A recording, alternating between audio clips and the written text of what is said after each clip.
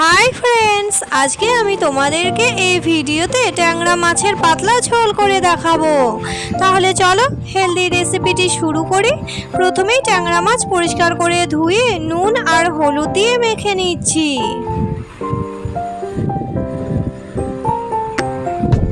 এরপর কড়াতে তেল গরম করে ট্যাংরা মাছগুলি ভাজার জন্য দিয়ে দিচ্ছি।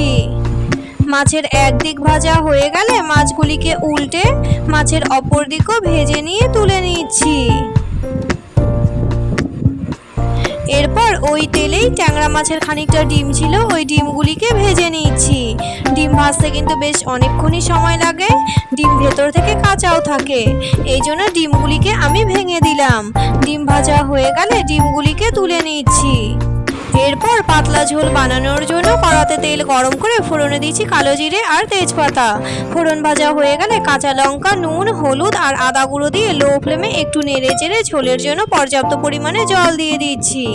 ঝোল দিয়েই ভেজে রাখা ডিম আর মাছগুলি দিয়ে দিলাম, কারণ ট্যাংরা মাছে জাল হতে কিন্তু বেশ অনেকক্ষণই সময় লাগে।